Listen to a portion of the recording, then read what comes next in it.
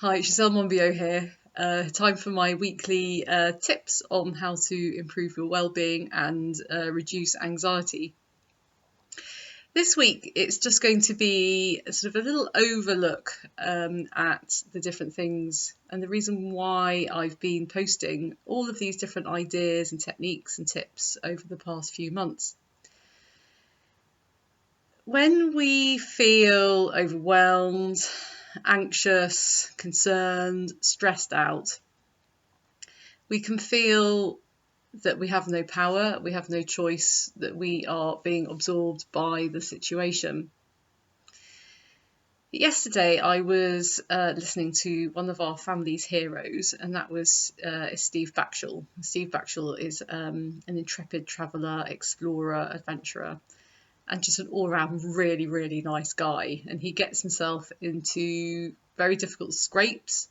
He puts himself into quite dangerous situations, but he always does it with enthusiasm, positivity, and he has inspired my children beyond all recognition when it comes to nature and to love nature. He inspires me as well. I think he's amazing. And when I was listening to him speaking yesterday, he said he knows how to improve his mood. He knows what he needs to do if he's feeling low or tired or fed up or anxious. Now, for somebody who sort of puts himself into sort of some dangerous situation, probably finds a lot of his time isolated on his own, away from communication with others, away from Wi-Fi, away from all this, it must be really, really important to be able to control and get yourself back into a good mood when you start to notice it. And this sort of got me thinking about what I do. You know, my job, a lot of what I do is about helping people to have better, improved well-being. And all these recordings are about better well-being. And there are so many. Each week I think, what is it I should do? What can I talk about this week? And there are so many different ways that you can incorporate into your life to raise your mood. And I think the reason why there are so many ways, so many tips, so many techniques is because not every single one of them resonates with every single person. So the breathing technique that I really love might not resonate with someone else. So when I'm teaching breathing techniques, I will teach a few, because for some people they'll like one type, someone will like a different type. And this is what's really, really important, is for you to know what works for you. It's not about me telling you what you have to do. It's not about someone else saying, well, this is what you have to do at this particular time of the day. The key is to get to understand yourself and, in a sense, be able to recognise how you're feeling and then being able to respond. Because we have choice. We have choice in whether we ruminate on the bad stuff or whether we decide to make an effort to move away from that feeling. You know, there's an old story about, you know, this idea that within us we have two different types of wolves. We've got a kind, calm, relaxed, compassionate wolf, or we've got the angry, anxious, aggressive wolf. And it's the wolf you choose to feed is the one that's going to grow. So what's really, really important is for you to understand how it is that you can keep that kind, calm, compassionate wolf growing, and then the one who is in the forefront of your mind. So over the past few months, I've taught different breathing exercises. I've taught different methods in which you can start to recognise what's going on emotionally within yourself. I have given suggestions on how to enable that compassionate part of you to become stronger. We've spoken about sleep, because the importance of sleep is just, you know, it's so, so important that you get a good night's sleep.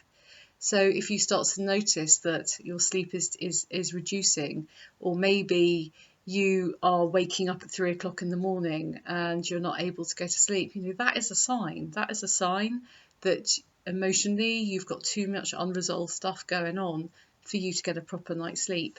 So it's up to you to find that solution to help yourself get through that. So there are lots of things you can do, or you can speak to somebody.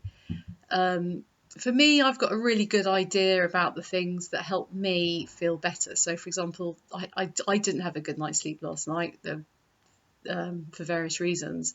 And I woke up this morning feeling really sluggish. So I could have just given into that sluggishness and then just sort of fed myself loads of coffee and just felt pretty awful all day.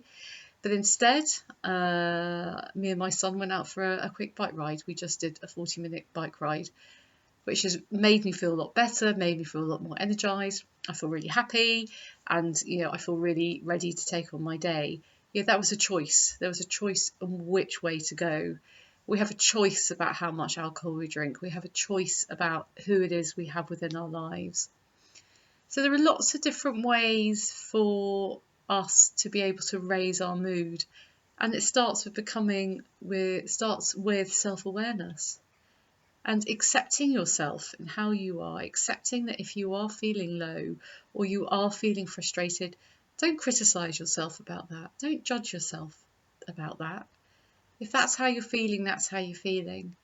But then it's about sort of taking the responsibility to the next step of, what is it I can do to help myself today? What is it how can I help myself feel better? What is it I could do to improve my well-being?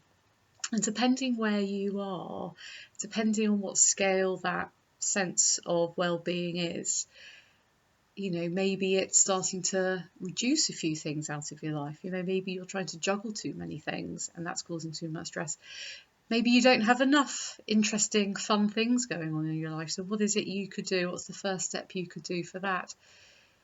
If you aren't too sure and that sort of self-awareness is a little bit out of sync, that's okay too.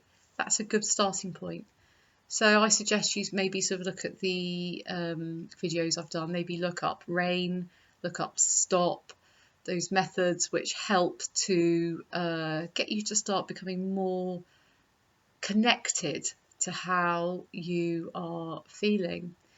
Journaling is a really good thing to do. If you're somebody who's not really 100% sure about what's going on within yourself and within your mind, journaling is a really just getting your thoughts out on paper.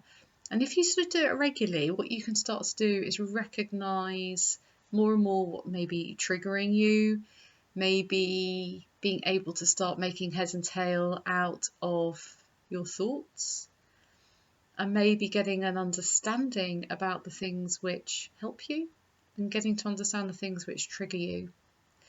So there are lots of lovely, gentle ways in which you can help yourself. And if you find you can't even start with that, reach out. Reach out to a friend, reach out to a colleague, and if you're able, maybe reach out to a professional, somebody who is able to be a sounding board to reflect back on how you're feeling and for you to get a better understanding about what's going on within you.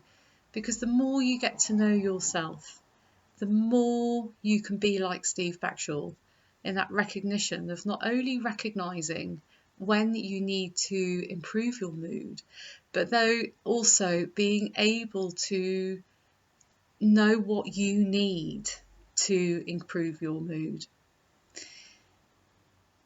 The one thing that has really helped me over the past few months has been nature. Nature has been absolutely amazing, and I think this is something that a lot of people have found.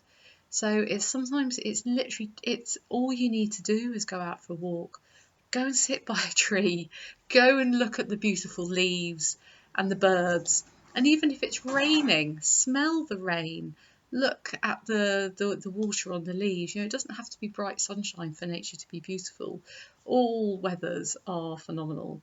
So just start to get an understanding within yourself about what would be good for you and just explore it, have fun with it.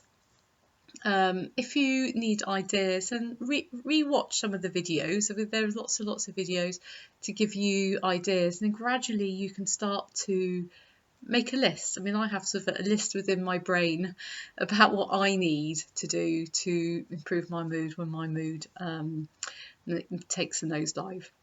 So I hope that's helped, and we can all channel our inner Steve Backshall and know that we all have that capacity to be able to improve our moods as and when we need to. Take care, keep safe.